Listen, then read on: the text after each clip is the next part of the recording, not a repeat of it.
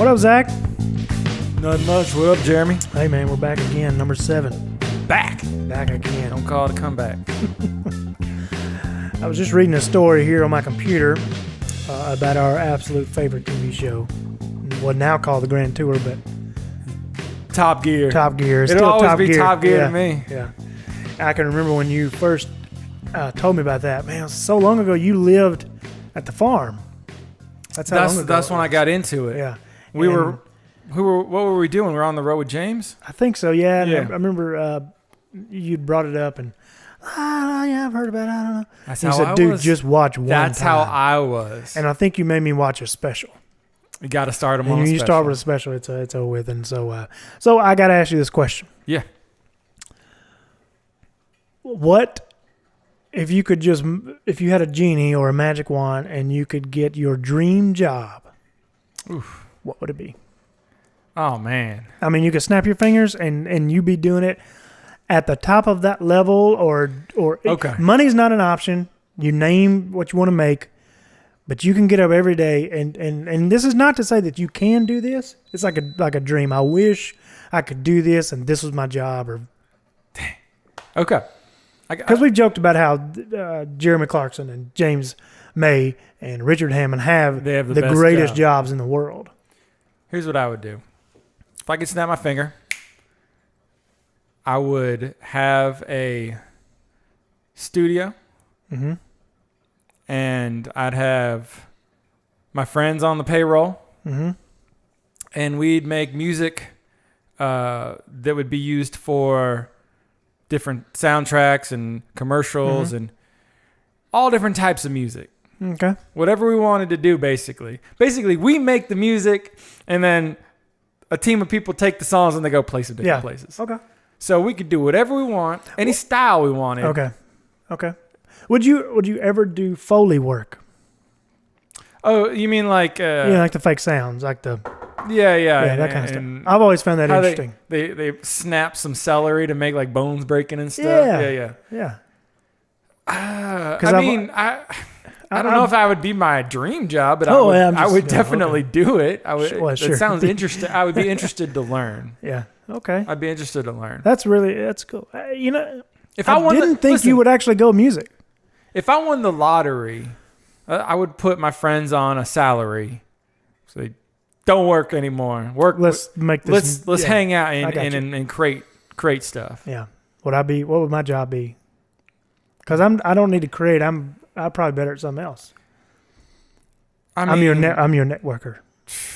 Yeah, you're my. Because then if I have money, I can. You're my get convincer. I can. You go around convincing people. Yeah. So I don't know who all knows Jeremy Warren out there. Probably a lot of people listening to this podcast. Well, don't tell my secret now. My abilities. I've seen this man back when we were green, and he had no business having an opinion. Tell people that were in charge his opinion, and whenever this happened multiple times, whenever he would do that, I'd always think, "Dang, Jeremy, open your mouth again! Holy crap!" He'd say something wild to the boss man, whoever the boss man might be at the time. Yeah. The boss man would stop and he'd go, I think you're right. It happens so many times. People who have, I've had it happen multiple times with people who have very influential businesses or careers or in charge of a lot of things. And I think the reason that it seems to go that way is I think you have, when you're that kind of person, and I guess we can, going back to our dream job, if you're the guy, like in your case, you won the lottery, you've got $1 billion or more. Yeah, the boss. How many people are going to tell you no? Yeah. Your friends is what I'm saying. Like very few. Mm-hmm. If you got a horrible idea and your friend's on the payroll, they're more than likely going to go along with it. Yeah, that's true.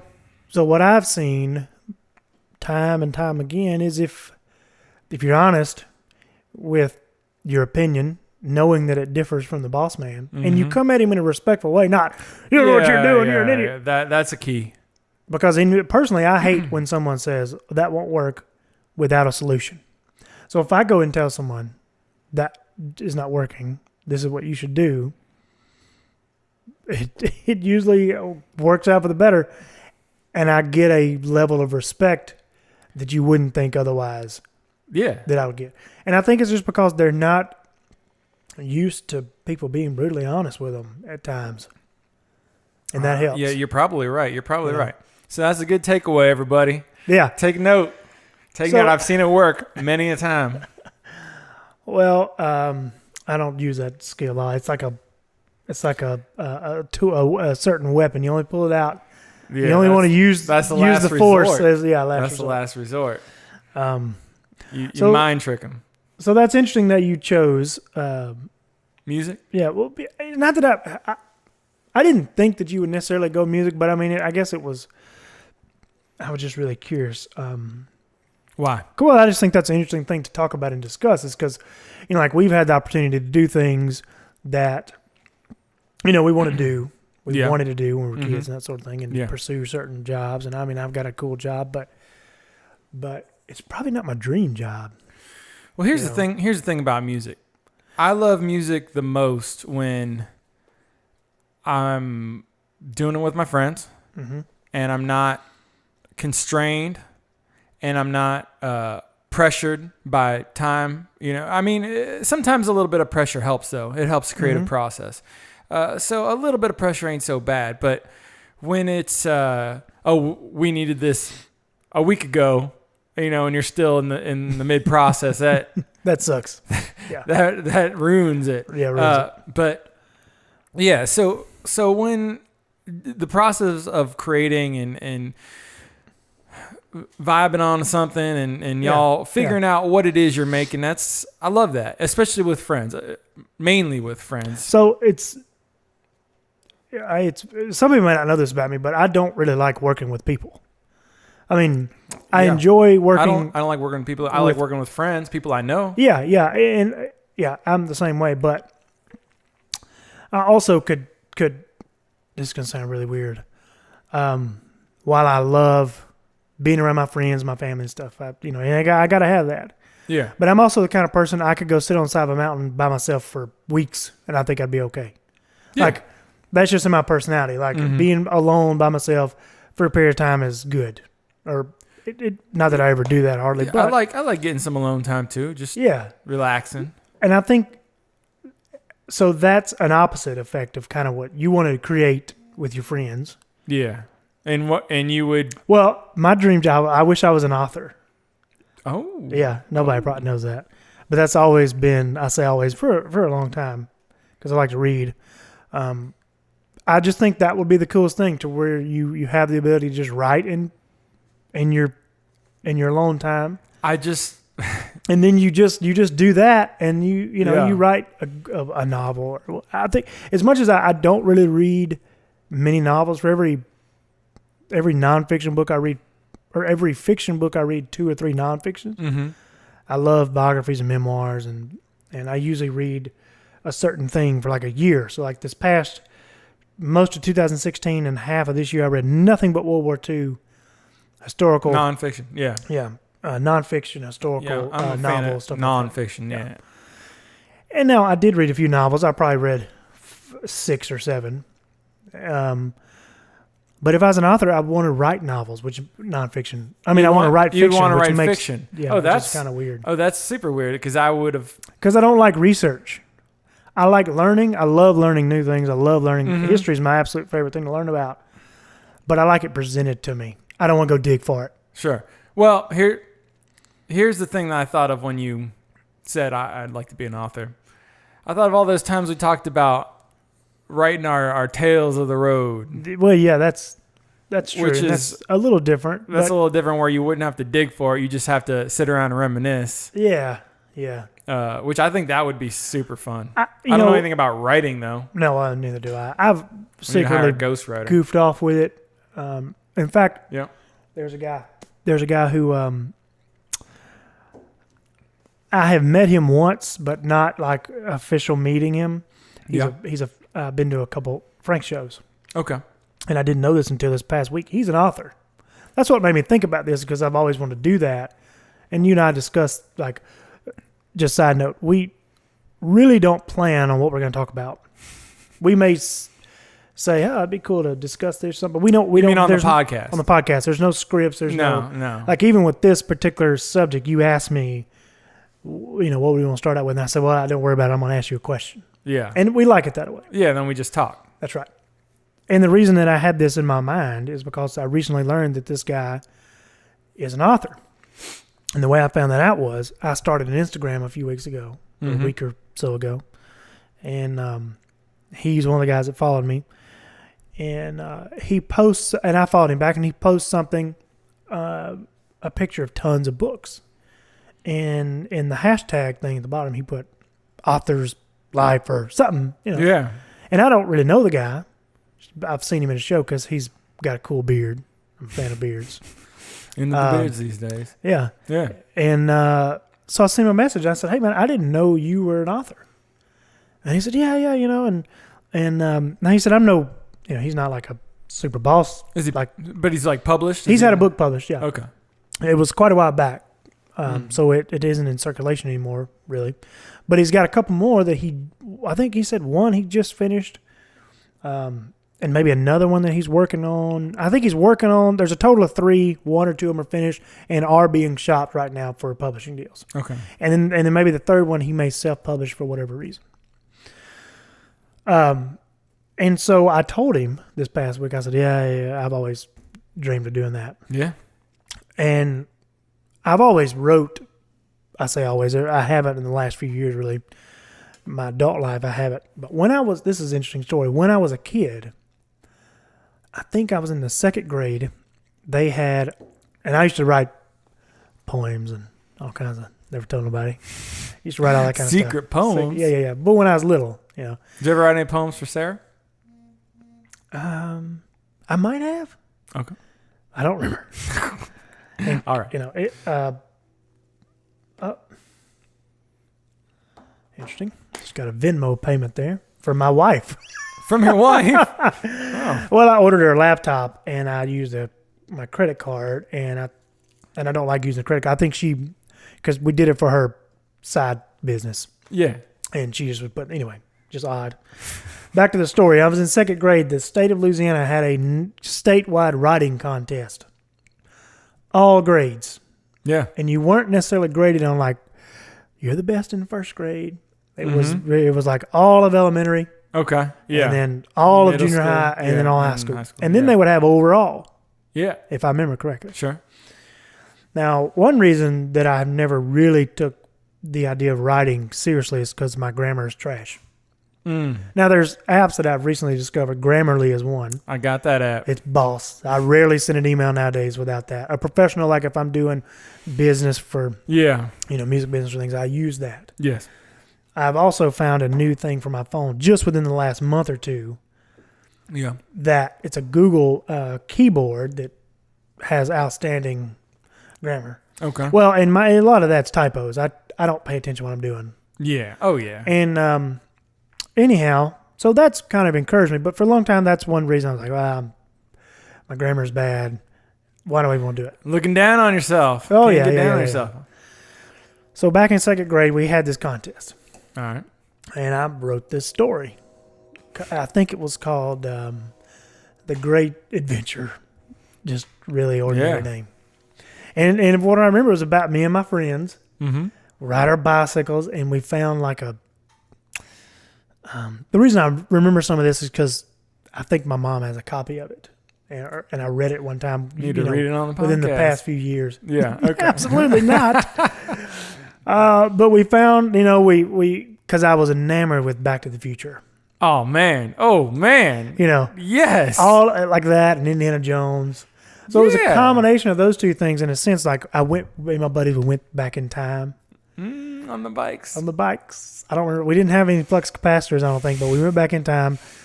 And we searched for this treasure, which hence Indiana Jones. It wasn't like I made up this original amazing story. No one does. And we came back and we hung out in my treehouse, which I had a real fort treehouse back then. Anyway, I won the contest with my silly little story. Hey. And then I was placed in the overall.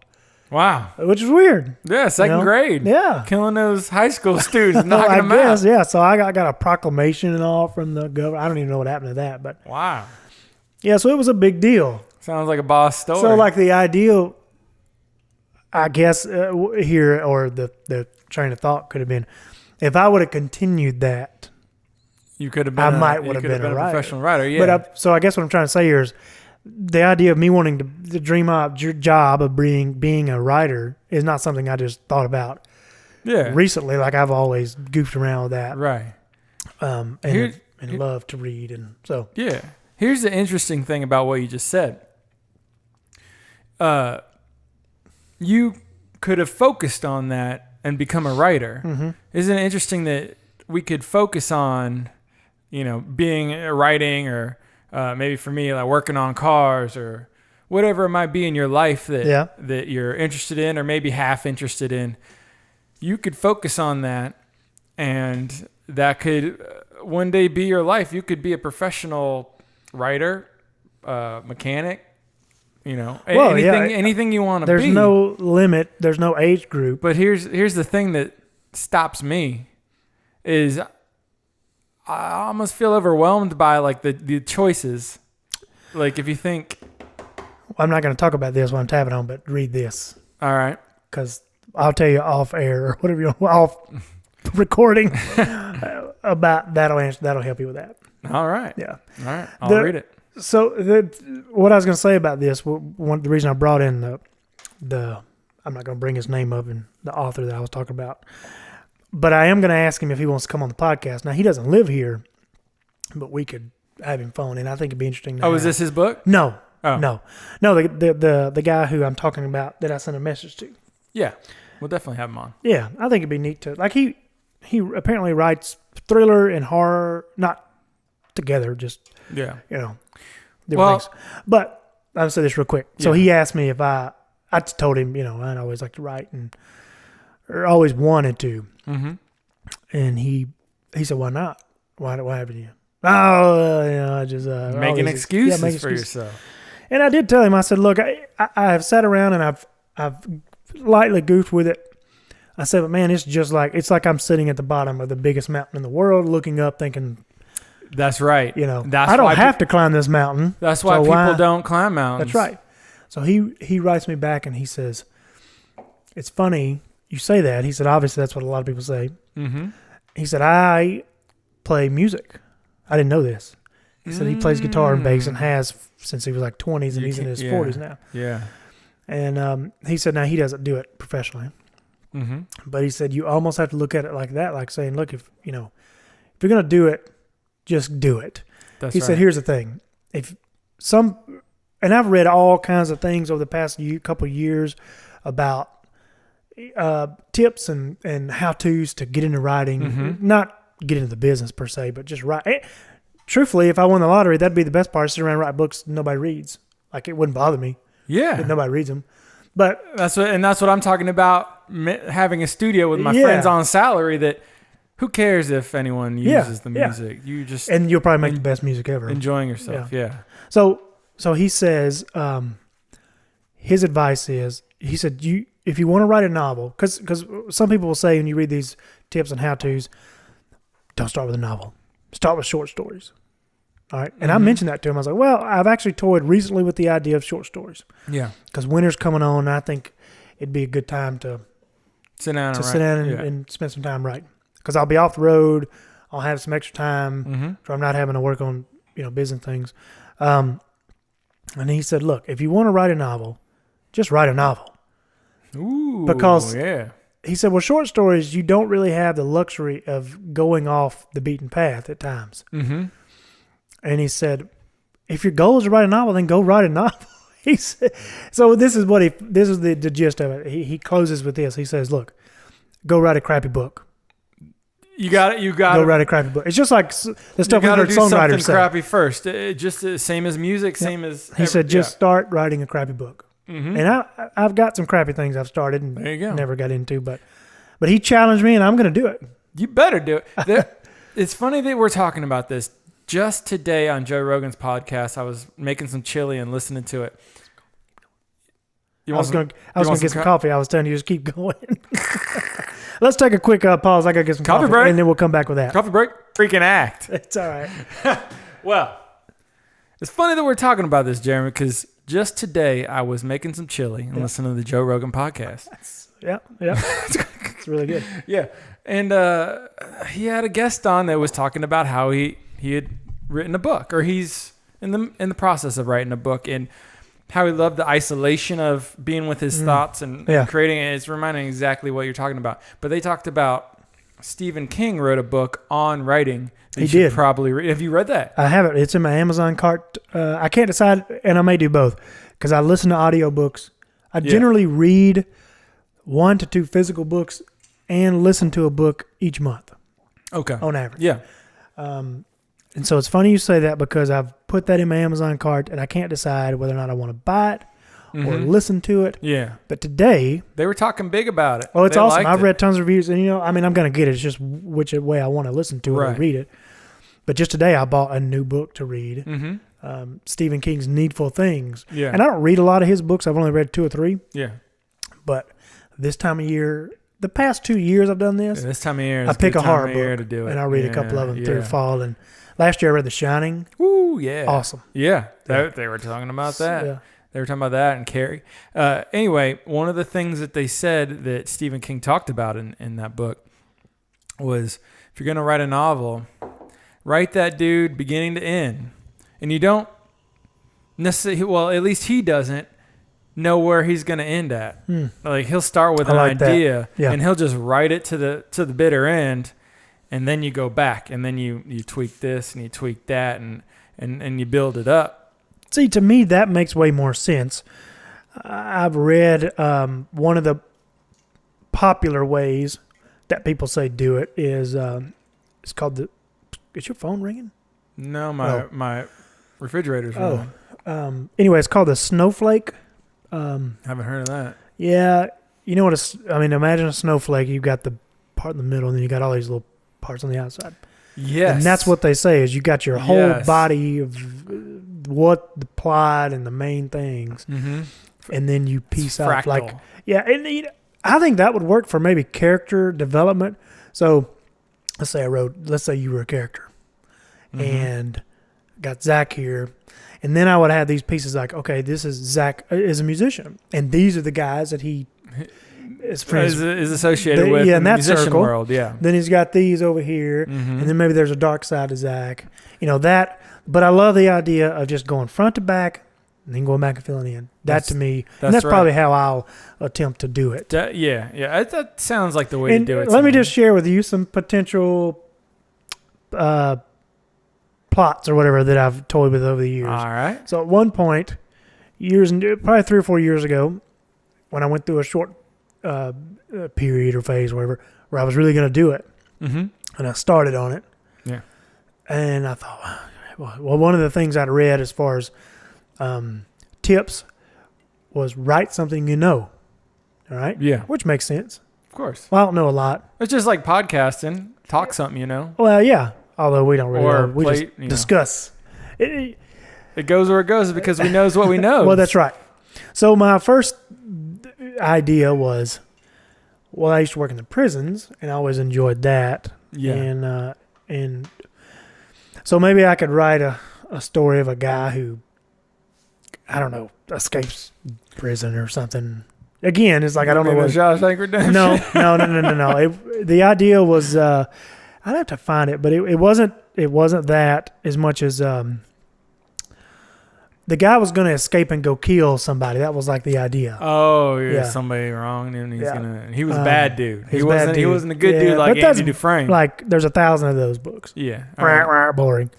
Doesn't really, but that's the thing. Doesn't matter. Write a crappy book, and then write a less crappy book. Well, true. Now, there is one, I probably shouldn't say this because it could offend certain people that may listen to this. Trigger warning. But it doesn't matter. I'm just going to say it.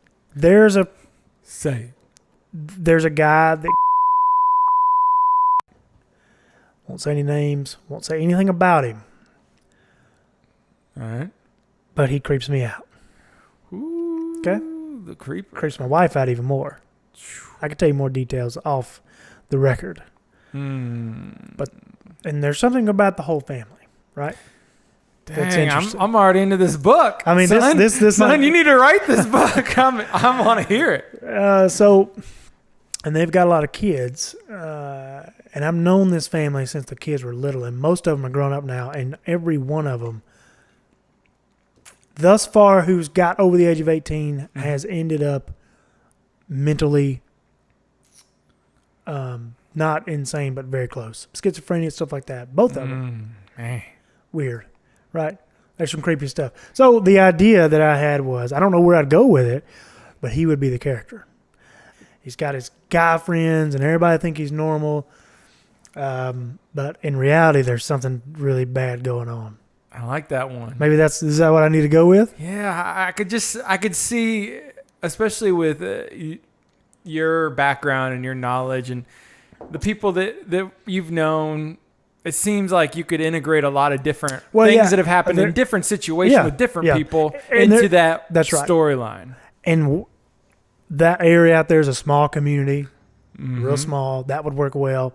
There's a lot of different people that I could base characters off of, I think, that interact with my main character. Yeah. And I can tell you some more direct stories about it, but maybe I really like that. I think that's a good. But I can't decide. Especially this time of year, you're talking about. Oh yeah, like I'd probably be like I'd probably be more creative with that at this time of year. Man, you need a pipe, and you need to go to the cabin and wear some flannel. And dude, look, so when I pack my suitcase, because tonight after the podcast I'm going to get on the bus to go to Michigan, so I figure it's gonna be a little chilly. Oh yeah, I wanted to bring my flannel. Oh yeah. Because it's about that I love that time of year. It's a good time of year. But getting back to my guy, I can't decide whether, I don't know, maybe you can help me here. Does he kill people secretly? Is it darker than that? I think because it's going to be dark. Yeah. Well, I think the trick is to find something that isn't obvious. Because like killing people, it can't be obvious. That's pretty obvious. Like doing other creepy stuff, that's pretty obvious. Like with a creepy guy, you need like maybe you really don't know what he's up to until the very end. Well, of course, that's a great way. Like not really cat and mouse. You imply different things, but you don't know. Yeah, that's a good way to go. And then, but at the end, it's got to be something that isn't. That's what you got to think of something that is crazy and creepy, but it's not the usual. It's not the usual. That's right. Yeah. I think that'd be awesome. But here's the thing. About all this, like us talking about looking up these mountains that are there, but we don't want to climb for whatever reason, like writing or learning, to be a mechanic or whatever you want to, whatever it is that your mountains are. A lot of people won't just do it, especially even sometimes they'll start it. I mean, I know a lot of people, and I know you know a lot of people that will work on something and work on something and work on something and never just finish it. Yeah. And here's the thing about, especially like creative pursuits, they're never finished. We've done albums together. Well, I know you're that way. Yeah. Yeah. Well, I mean, I've produced albums, and when I do it, I'm never, ever happy. Like, I mean, there's a lot of things that I'm happy with, but I listen and I go, man, I should have had him play this, or man, I wish I had this guy do that. Like, yeah, there's always something to change in something that you do that's creative. And in a book, you're going to be like, man, this part was dumb, or why did I make the character do this? That's interesting because I've never been that way with music. Music's been something I just like to do, but I don't like creating it the way you like to doesn't get me going, which is fine. And I think what you're saying is I will experience what you experience in the book if I write. You will because you'll be creating it from scratch. As a musician, I could see it not being as big of a deal. Like this is what I played and it fit, and that's fine. But as a producer of the book, you are making everything and Yeah. everything work, and the tone, and you're setting, the situation. And there's that pull to keep working and keep making it better and better. And while you do want to make it better, if you don't finish it, then it's then it's all lost. Like it's all for naught if you don't finish it. True. For the most part. Yeah. And a lot of people have problems finishing things. So that's my recommendation to anyone out there that might be working on something. At some point, just finish that dude. I think that's what the guy was saying without saying it is, go write the crappy book. Don't write the half crappy book, or don't start a crappy book. Write a crappy book. Don't spend 5 years writing 2/3 crappy book. Yeah. Spend 1 year writing a fully crappy book. Yeah. And then write the 2/3 crappy book the next year. And then the third year, write a 1/3 crappy book. And then the fourth year, you write a good book. That's very true. And it's funny you say that. And I thought about this when the guy said that to me in a Instagram message, which was, I think about what songwriters say.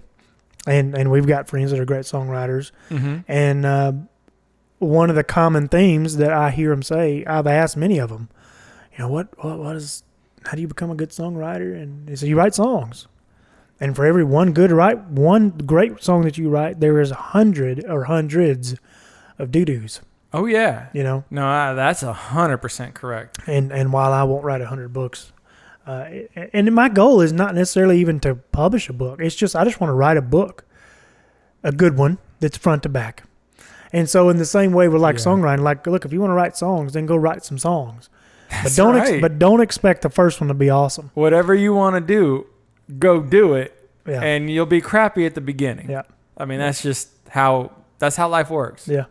But you'll be able to get there if you stick with it, no matter what you're doing. Now this is a dream job discussion, or what I'm about to say is not necessarily applied to what would your dream job be. Mm-hmm.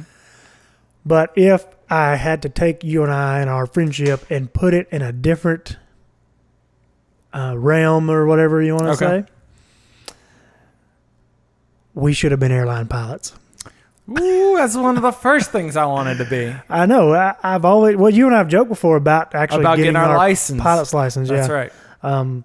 I think that, thinking of what else we would have done. Yeah. That would have, together, that would have been one of them. But the thing about airline pilots is I've heard that's a hard job. And it's, they don't make all that much money, they don't get a lot of rest. They don't. It's tough. I've seen a 60-minute story or a CBS story, something like that, and they said the level of depression in pilots is very high. Oh man! And if you think about it, that's I got to fly in a few weeks. That's scary to think. You're in a plane. There's with a dude been pilots that have crashed the plane. Yeah, that happened in Germany a couple years ago, or somewhere overseas. I think it was Germany or Russia one. Yeah. The pilot just threw it into the side of a mountain. God, I don't even want to think about that. Yeah. And about this is totally off topic, but about the dreams I used to have about plane crashes. You and I were always together. Man, I used to love flying. I hate it now. Yeah. I feel scared of it now, and I don't know. Well, I remember 2012, there was all those tornadoes that tore up Alabama. Yeah. And where were you? I was in Ohio originally, and you had to fly back we were leaving on tour that night. We were leaving that night. I had to fly back from Ohio to Nashville, and I was originally supposed to go from Ohio to Charlotte to Nashville. And I had a bad feeling the night before, and I never had bad feelings about flying. The night before, I was messed up about flying. And so I'm sitting at the gate, and they say, hey, we're overbooked. If you'll wait an hour or two and fly in a different flight that goes to Detroit and then to Atlanta, we'll give you $400 or some money. That's whatever. A good deal. Yeah. And then I was scared about flying I had a bad feeling. So I was like, maybe I'm not supposed to be on this flight. And so I said, I'll take it. So I took the deal. Went to Detroit, flew me to Atlanta. When I got to Atlanta, storms started coming through, and they were. By the way, this is the day that the tornadoes went through Tuscaloosa or Birmingham. That's right. Yeah, Tore up Alabama, just destroyed it. And so I'm sitting in Atlanta just waiting, and I'm watching these storms go through, and they're tornadoes and the whole bit. And at 10 o'clock, our flights keep getting pushed back. 10 o'clock, they finally say, okay, we're going to fly you to Nashville. And I look at the radar on the TV screen. They got the TV going. I look at the radar, and there's just red between Atlanta and Nashville. Mm-hmm. It's only like a 40-minute flight. It's not far. Yeah, not long. Yeah. So we board. We start going up. And, man, as soon as we start going up, that plane starts shaking and rocking. And the light, like, we're going in and out of these thunder clouds. Dang. And there's lightning just going. Are you sitting by the window, by the way? I'm sitting by the window. I'm looking out and like in and out of these. By the way, which horror movie is it to where it's lightning and then boom, all of a sudden there's a monster on the wing? Ooh, that's Twilight Zone with William Shatner. You need to watch that. I know, but I feel like it's on the Netflix. No, it's Twilight Zone with William Shatner. All right. Watched it this year with my family. You told me last week to watch Twilight Zone. Dude, Twilight Zone's the jam. The old Twilight Zone. We're going to watch some. Okay, we're going to watch some. Anyway, so yeah, it's that. The monster and all of it. The whole bit's going on. Thunder and lightning, shaking. No one is saying a word or making a noise. Everyone is grabbing onto the handles of their seat because the plane is shaking so much. And then every once in a while, the plane would just drop. Fall. It would just fall. And everyone, the only noise people would make would go. It's nasty, but if I was on a plane, it'd be. Telling you, it was bad. Yeah. It was real bad. And golly, I had to get some new drawers as soon as I landed. Yeah, it was the worst flight I've ever been on. I'm sure we were fine. Like structurally, the planes are made to take. Yeah, they say that the wings can do all kinds of stuff. Not a deal at all. They can totally get struck by lightning. We were fine. Yeah. But to me, it was like the near scariest. death. Yeah, yeah. So we land, and everyone just kind of walks in a daze off the plane. And ever since then, I remember when you got the bus call and you were just talking all about that. It was ever since then, I've just been just not. But we flew a bunch after that. I mean, we went to California. Oh yeah, we flew a lot with James. Yeah, but I've just had a bad feeling about it ever since. And I used to love flying. Well, I hadn't had any in a while, and maybe because I hadn't flown in a while. But man, I used to have these bad nightmares all the time, and like as vivid as could be. That I never was on the plane. I always watched it go down, and I'd be running from the debris all the time. Like the one constant, the thing that's consistent in all of them is the plane. The colors are bluish and red. Now, not that that's the plane, American or Southwest, but it's somewhere in between. Yeah. And I'm always looking up and I see a plane crash, and it used to happen all the time. Like it'd be coming right at me and fall on me. And you said I was with you? Yeah, this was back when we used to tour. I'd see. I remember telling you about this. You probably don't remember, but I know I do remember that because but that it was just all hyped the time. me up even more to make me more scared. But it happened all the time, and it hadn't been lately. It's been a while. Isn't that weird how you have real vivid dreams about certain things, and then sometimes they'll happen multiple times? I was just back in Ohio with my family, and I was talking with my brother. We were sitting at a wedding, and I was talking to him, and I was like, I don't usually dream about houses, like being at a house. Mm-hmm. I don't dream about the house that I live in. For the most part, I can't remember a dream where I'm in the house I live in. But one dream that I always have is I'm in my parents' house, and I'm finding rooms and halls that never existed before, or like I couldn't, I didn't know were there. And my brother goes, I have that dream all the time. Whoa. Yeah. I only dream about our parents' house, and I dream of extra rooms, or I'll be in the basement and there'll be a hallway, and I'll go down the hallway and there'll be, and there'll be like freaky people outside that I don't know. Dude, it's super creepy. When you dream about like a house, is there one house in particular that you dream about? You mean the plane crash?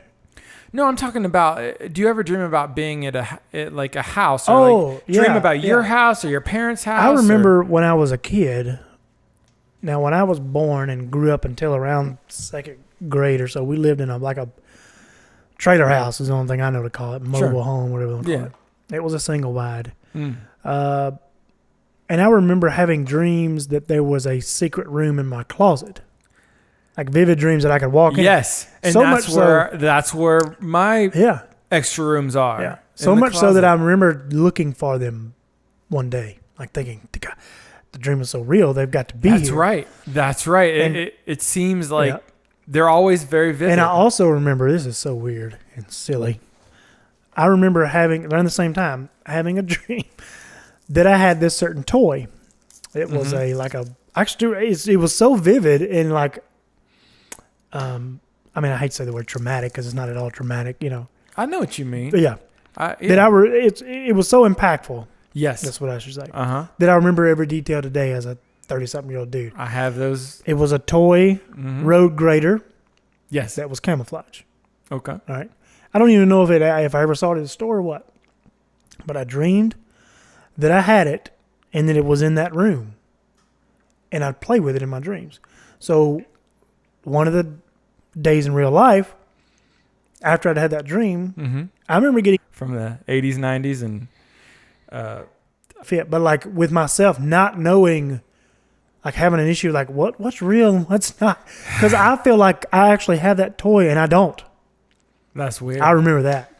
That's and it was involved. It was with those rooms. So, they say, and you can look it up on the internet, and of course everybody's got their own opinions, but like certain dreams mean different things. Like naked in school or teeth falling out. Everyone has the teeth falling out dream, isn't that? Yeah, I've had that all the time. Yeah. Still, it's like recently. They say it's like a nerve thing. I think it's a stress thing. You're worried about something. Yeah.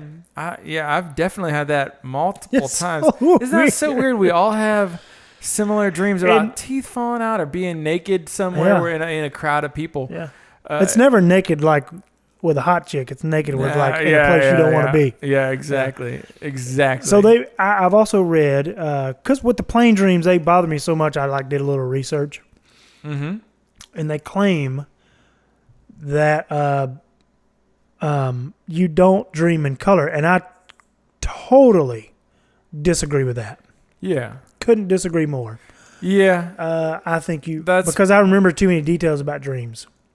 Yeah, I feel like I dream in color as well. Like it doesn't make any sense. It's what also is fascinating. They claim that you only dream very briefly about before you wake up. Yeah, and you only remember a small portion of your dreams. Yeah, and I agree, but I'm not so sure about that because I feel like, sorry, it's all an email. I feel like. At times, I remember more than I probably should. Yeah. Occasionally, not very often, but occasionally. And they drift away. Like you wake up. Oh, it's your within an hour or so. Your eyes you can't remember anything. And you remember a lot, and then it just slowly fades. Yeah. As the day goes on, I can't remember. The odd thing that happened when I went home just like a week or two ago.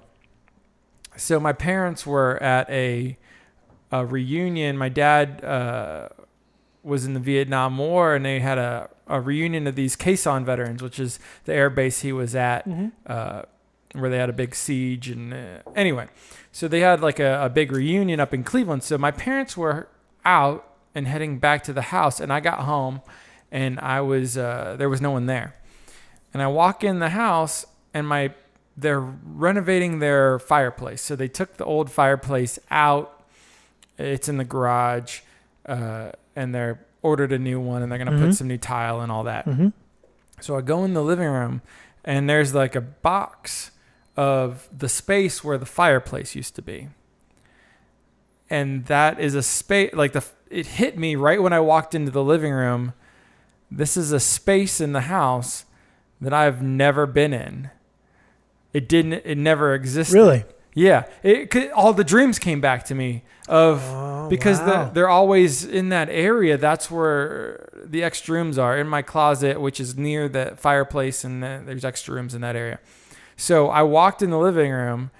and the fireplace wasn't there. There was just a empty area, which wasn't, I mean, it wasn't open to the outside. It was like boxed in. Mm-hmm. But there was all this space that I'd never been in the house since it was built in 1994 or whatever. That's when I wild. was young. Yeah. So I legitimately like walked over and like kind of got in the spot for a second and then got out. Like it wasn't like a big deal or anything, but it just, it hit me that way. It's so like, I'm not into like conspiracy stuff, and I'm not into like weird, like there's extra dimensions and, Yeah. But there is something to be said about when you have things like that happen, when you have deja vu. Yes. Like I had a little thing happen to me yesterday. I'm not going to go into any details, but I was going about my day doing a certain thing, and I just knew in the back of my mind, I know exactly what's about to happen next because I'd seen it before. Yeah. Like a movie.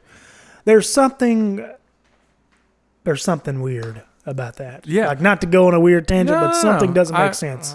Let's go on a weird tangent. They say that feeling, like, this is how scientists explain it. They say it has something to do with your sensory input gets like slower than your memory or whatever. Something about your brain thinks your signals are going just like a little off. But it sure as heck doesn't feel that way, because there's been so many times where I'm in a situation and I know I've dreamt this before, or I've felt this before, I've been here before. It's, I guess everyone's had that, but man, it makes you think. Like, it does. It makes you think like, wow, is there really? They claim that as humans, and I'll probably butcher this stat, you may know it better than I do. We only use, is it half or 1/4 of our brain? So that supposedly is a false, like falsehood. Falsehood. Yeah. False in what way? Too much or not enough? We use our whole brain, but we use different parts of our brain for different things. Well, that's what I always thought. The frontal lobe and the exactly. That's why someone who can stutter can sing. Exactly. And the reason that I really know this is Joe Rogan's like big on. I wish your camera was on right now. I know, it'd be cute. Well, my cat's up right in the lens. Up in the lens right now. But yeah, Joe Rogan's big on dispelling that notion. If you look it up online, the notion that we use 10% of our brain is actually a falsehood that I can't remember the story of who started or whatever, for what reason. Okay. But yeah. We use our brain, but different parts of the brain are used for different things. And yeah, if you stutter, there's oftentimes that you can sing. Because it's a different side of your brain than what your voice processing. Right. Or whatever. Or when you're dreaming, you can't read. Have you ever tried to read in your dream? No, that's interesting. Oh my gosh. I don't know. It's so weird. I can't run in my dreams. I know that. It's like or punch. You can't beat people up. Yeah, like I have 18-wheeler tires attached to my feet. I can't hardly move. And I can't win a fight. Yeah, it feels like you're trying to punch through like concrete, like soft concrete. Just can't get any power on it. Anyway, what I was going to say was, well, maybe that's part of it. Is like, if you didn't use all of your brain, and when you have those moments, maybe your brain is like in full, much more power is being used for a brief moment. But that doesn't, apparently it's not true. So, well, here's the thing about your brain and processing and power and all that. I was having a discussion with our friend Josh Quarles about artificial intelligence and if we could or if we couldn't. He was having... Now, are we speaking of AI as in like computer AI, or are we talking about alien type thing? Computer artificial intelligence. Could we design something that was artificially intelligent, or could we not? He was having a discussion with, I think it was his cousin. Sorry.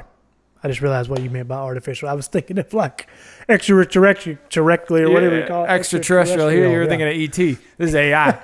Okay, anyway, you're having a discussion. He had a discussion with his cousin about could we or could we not develop a computer that was artificially intelligent, that it was conscious. And I tend to believe we can for a lot of reasons. eventually. But the thing I was going to go into is what we were talking about was talking about your brain, all the things your brain processes, right? So your brain is processing. Right now we're sitting in some chairs and we're in a house and it's temperature controlled and all. We got hats on and things. And your brain can feel the air. It can feel the seat you're sitting on. It can use your lungs to breathe. It's regulating your body temperature. And we're having this conversation and it's processing that. It's processing all of these things at the same time. So our brains are very specialized in the way that they work. And this goes back to like the 10%. Your brain is doing a million things you don't realize at the same time. That's what I think is interesting about AI. What I've learned about it and read about it, and I listened to a podcast on TED Talk the 2 days ago, and they had a lady who was Japanese, but she was very respected in the AI world as far as robots go. Oh man, the Japanese and robots, they're the cutting edge. And so she posed this question. She said, "Do you think a robot or an AI robot, whatever?" can pass an entrance exam to a high-level university? Easy. Yeah, that's what she was saying. She said some of the people in the crowd said, yeah, absolutely. Some said, I don't know, maybe. And some said, no. Well, fax is nothing for dude, a I mean, that's the computer. thing is they can scour the internet within seconds. Watson, that that's IBM what robot. I was about to say. Yeah, yes. it's fascinating. So what I think, to answer your question that you and Josh posed, my own personal opinion is, yes, they can. I think they have, because I've seen some things on this.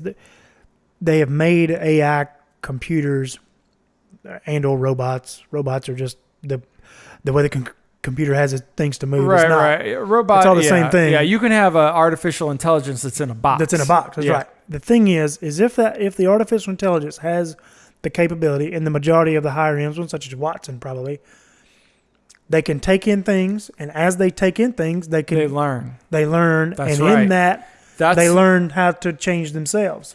That's right. And That's so I'm gonna artificial say yes. intelligence. When you become learning, when you learn, that's to me when you've become artificially intelligent. Now, consciousness is a little bit different. Was that maybe? what? Did I misunderstand the question? No, not necessarily, because it encompasses all of that, like consciousness and learning. A little bit different, but I think they are on the same path. I'm going to say to an extent consciousness, yes, because you'll be aware. The AI can be aware of so much. Now, I will say this. I don't think they'll ever make a computer, ever in the history of the world, that'll be as smart as the brain. They can make a computer that can hold way more knowledge. But I don't think you'll ever be able to. I think the human brain will always be not necessarily in control, but smarter. And I know that probably sounds really dumb to say, because I just feel like the brain can do so much. Well, and I'm not saying a computer can't, but right. Just personally, I just think the brain is always going to be superior. And maybe that's just, I also hope that. I think it's that you hope that, because I mean, So you disagree? I do. Okay. I do, because there's brains that are bigger than ours. Dolphin's brain. Now, they don't act the same way we do, but they have complex social interactions, just as complex as us. There are brains that are bigger than ours. I think with a computer or with artificial brains, it's just a matter of time and how big it gets, because our brains only have a certain amount of processing power, and they might be made very specialized and have some really special qualities about it, but it's still there's a set amount of processing power that we use. I guess this is what I would say. I don't know that a computer could make the same decisions that a human brain could, because they're going to be based on algorithms.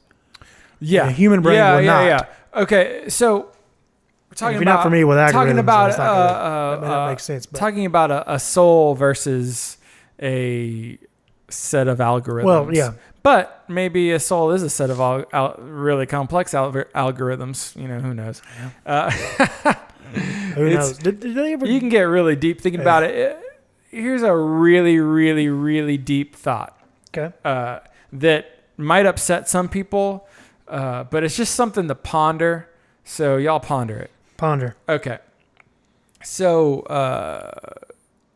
the universe begins, right? Yep. However it begins, who knows? And there's certain laws that govern the universe, gravity, certain atomic bonds and different things. Our universe works universe works a certain way. There's certain rules to it, and it works that way the entire time that we've been in the universe. So, with that in mind, you set in motion this chain of events. Everything interacts a certain way, and certain chemical reactions happen the same way every time. If you bring together baking soda and vinegar, you're going to get a little, Everything has an action, has a reaction. Exactly, and they have measurable reactions. Mm-hmm. So if we're just made up of parts of the universe, I mean, we are, different elements. I mean, really made out of the same stuff that's made in stars. When they explode, the elements make the planet and the elements that make up us, carbon and whatnot. So is every action we do and everything we do governed by, it's all a chain reaction. I mean, a super, super complex chain reaction, but a chain reaction because we're chemicals. Like our brains are chemicals. Sure. I don't know. I mean, we are a reaction to an action, I assume. Exactly. So we're made up of, millions of cells and probably bajillions of atoms, and those all have certain reactions to certain actions and input and stimulus. So we would all just, every action that takes place, doesn't matter what it is all just set in motion from the beginning. Yeah, well, now that would get rid of the free will type, thoughts. Potentially. I mean, I've heard some interesting discussions on that from a religious standpoint. Right. But keep going. But our free will, it could be argued that our free will is it's imprinted chemically into our RAM. You can only do so many things. Your free will would be what you are already, chemically imposed to do from when the chemical reaction was set in place. Now, are we I'm getting deep, son. I'm telling you, it might piss some people off. Well, it's no. Something I'm to just think curious about. So are you saying with the chemical reaction that would, and maybe I'm totally missing this point, but okay, that's what's going to allow this guy to be a very successful athlete because he has all these athletic things, not me because I don't have that. Not just that. He'll be disposed to be a successful athlete, not only physically, but what his makeup mentally, and his situation that he's in. Okay, he will make the decisions because of the cells he's made up of. He'll make the decisions that allow him to become Michael Jordan or LeBron James. So in a sense, to steal a term from the religious debate, it's predestination. Yeah, exactly. And we're not talking about afterlife. You're talking about this life. Yes. Talking about in this universe, this life, everything would be predestination. Everything. And like that, predestination to me didn't make sense the first time I heard it. And I was like, what? That doesn't sound right. But, I mean, you can even think about it super scientifically, and it starts to make a lot of sense. Yeah. Go ahead. Well, I personally think there is a place for science and religion to go in hand. Yeah. I was going to say something that I thought was really smart a while ago when you were going through the whole deal about, I'm not necessarily, I am a believer in evolution to a small degree, but not to the degree that most left-wing type people probably are. Mm-hmm. I don't believe you can take certain things. You could take a watch apart and put it in a bag, and in 1 billion years, it's turned into something else. At least in my opinion. Right. But I do see that there that certain living organisms adapt and change. Oh yeah, I mean, it's definitely there's definitely an evolution in certain organisms. I mean, that I we think can even see in a short period. That's just a even short like the period. human race from, like, because personally, just my own opinion, I don't believe a gazillion years ago I was a little some monkey ape type of thing. That's just I just don't personally buy into that to a degree. You know? That's nothing wrong with that. It's just my own opinion. Yeah, sure.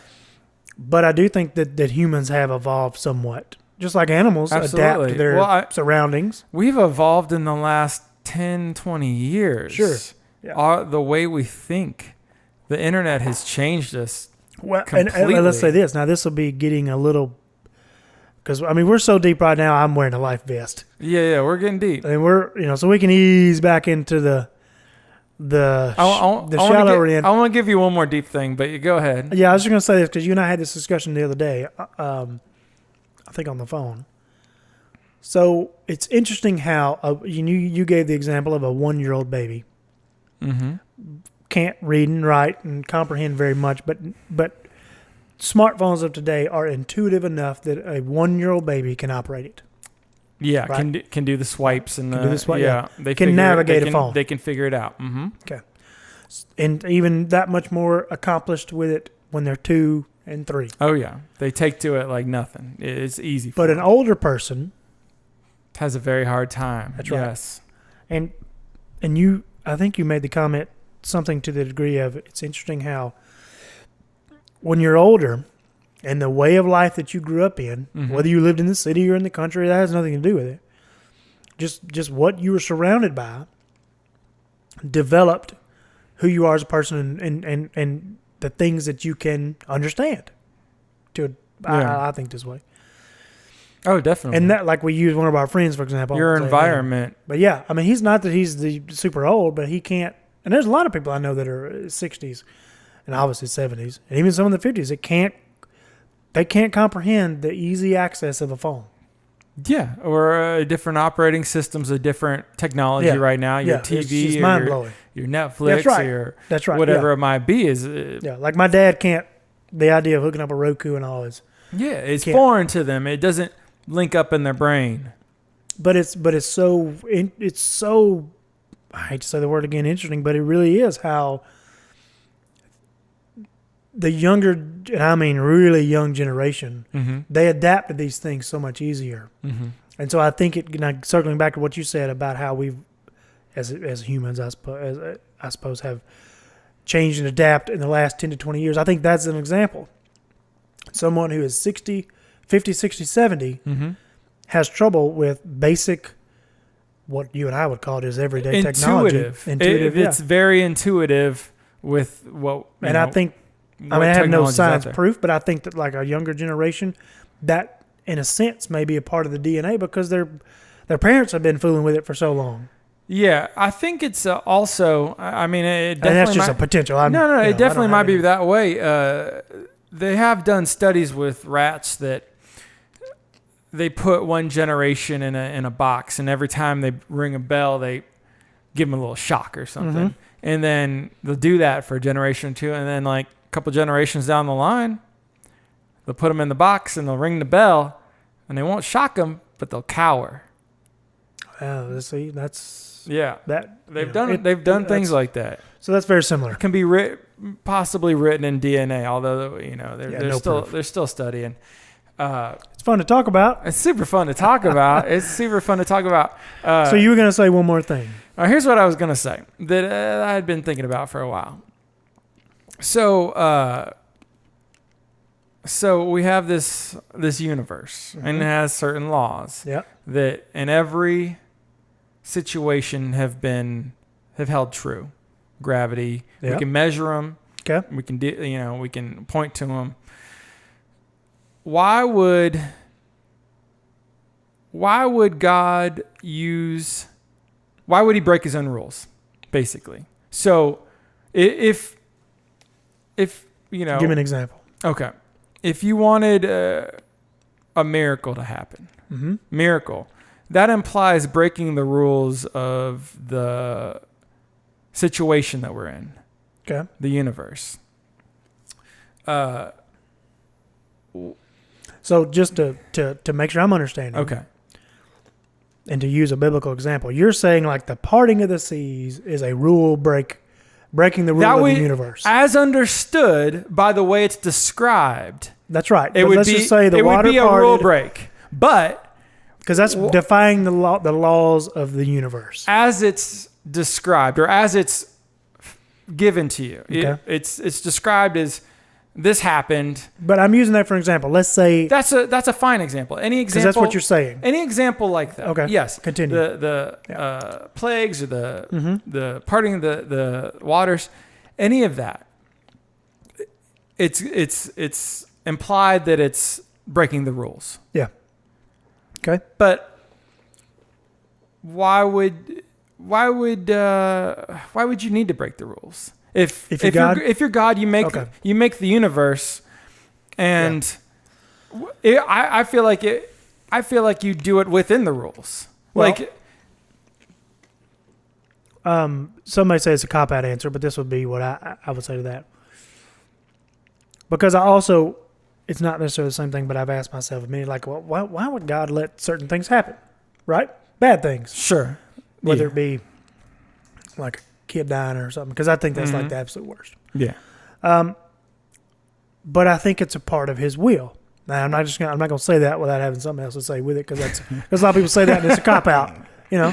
Right. So going back to what you're saying, if He, by breaking the rules, in my opinion here, Yeah. that's making that miracle that much more amazing, right? Or am I misunderstanding what you're asking? No, I don't know if I've fully described what I'm Okay. trying to get at. Okay. As we go on, we learn more and more about the universe we live in, and we understand it more and more, and it's super complex. Super complex. When I was 20, I didn't know how a car ran at all. It was magic to me, right? I turned the key, something hums. It worked, yeah. Something hums a little bit, and I push it on the gas, and I go. Yeah. And that was all I needed to know. But the more and more we learn, the better understanding we get of the universe. And I've become so much more of a skeptic. A skeptic. Okay. I wouldn't call myself a skeptic. I love conspiracies. You like to and ask questions. Exactly. Yeah. I love conspiracies, and I love aliens and UFOs. Ghosts. I love all that stuff. Yeah. But like as I get older, I feel like I have more questions. Okay.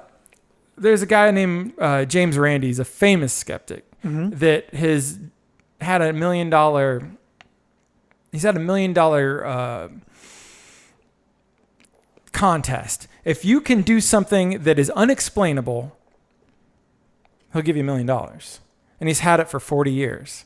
And no one's been able to claim the $1 million. Not one psychic, not one person that says he can move something with his mind. Nobody. You know, one of the things that comes to mind, because I had a similar conversation, not from this perspective, but simply from the perspective of biblical, like you say, miracles or just, mind-blowing things. Yeah. Incomprehensible things. Yeah. And one of them that comes to mind is when Moses, I'll probably butcher this story, but he goes to Pharaoh and God tells him, throw down your staff and I'll turn it into a snake. Right. And he does it. Yes. It turns into a snake. Yeah. And then Pharaoh's magicians, or maybe they had a different name for themselves, but that's what I thought. Yeah. Okay. Yeah. I remember that. They threw down their staff. Yeah. And it too turned into a snake. Yeah. I remember this story. All right. So when I think of that, I think, well, why? Like, why does that not happen today? Like, why have all these things like that? Like you're saying, unexplainable things all happened back then and wrote in the Bible. Why can't we see something like that now? So when I think of that particular instance, the only thing I can think of, like to answer, like, well, how did they do it if they didn't have God's power? Sure. So my simple answer to that would be, in simple meaning, I'm simple-minded. I'm not very deep with it. Right, we're all pretty simple-minded. Yeah. Is that they did it with like the demonic power. Well, here, or something here, to that degree. Let me say this. This really cuts to what I'm Okay. trying to say. So say everything that is a miracle is a straight miracle, and God, part of the Red Sea, made You're saying miracles from the hand of God. yes, Okay. just as described. There has to be some kind of, and this is just the scientist in me coming out. Like I That's all grew right. up watching PBS. There has to be a mechanism that God uses to do that, or He wouldn't I do see that. what you're saying. Oh, maybe. What you're saying is the water didn't part. Something happened. It that doesn't caused the water to part that God uses. Is that what you're saying? Like if God's going to hammer a nail in this table, it doesn't it matter. doesn't go by itself. He has to. There's something. It can go by itself, but he still has to have a mechanism to do that, even if we have no idea or understanding how a it mechanism. works. Or you mean like a hammer? Mechanism as in a way to do it. Like you can't do a miracle without having a way to say, okay, miracle. That's what I'm happened. saying. Like yeah, not. I don't say not a mechanism as hammer, in, not like taking a physically the hammer, or not like. It doesn't matter if it's something we understand, like, oh, there was an earthquake and it made the Red Sea part, which is one explanation I've heard before. That's what I'm trying to say. Like something. Yeah, you're not on the same page. That makes sense to me. Like, okay, That's right. you know, things like that happen. That's the mechanism. Or if it's just clicks his fingers and says, you know, quote unquote fingers, clicks the fingers and says, part. What there's got to be a mechanism in his universe that makes that happen. And I agree with you. Yeah. I personally believe God is all powerful and can do anything He wants, but I don't think it's as simple as a clicking of a. But there's got to be a mechanism. I think, earthquake makes perfect sense. Even if He is all powerful, that's why the power has to work through a way. And that's why I said earlier, even if science we don't understand. and religion can go. Like I feel like science can validate religion, and that's what I mean. Yeah, and that's absolutely. exactly how. Well, the theory of the Big Bang came from a Catholic priest. Really? Yes. I didn't know that. Now you know. Now I know. Now you know. Well, look, I think this is the longest we've ever gone. It's an hour and 12, or right now it's an hour and 12 minutes. We got big on this one. That's all right. That was we, good. We need to get big. Good discussion. So we're gonna end it here. We're probably gonna do some more here before the night's over. We got we may have a guest coming up. Yeah. Shortly. Hey, something to think about, y'all. Yeah. Y'all ponder. You might be pissed off, but just think about it. Well, think about it. That's right. Here, if we have one rule of this podcast, and this goes for Zach and I too, is you can't get mad. No. Like that's the one thing that I can't stand having a conversation with someone if they don't respect my view and allow me to respect theirs. Yeah. And I think that's awesome. Well, the way we can do in it. this podcast, we're just discussing thoughts. Yeah, like, we're not saying that this is law is. and this is not. I'm telling you what I think. You think what you think, Yeah. and we leave you to decide whichever. Leave you to ponder. That's right. All right. Peace. Peace.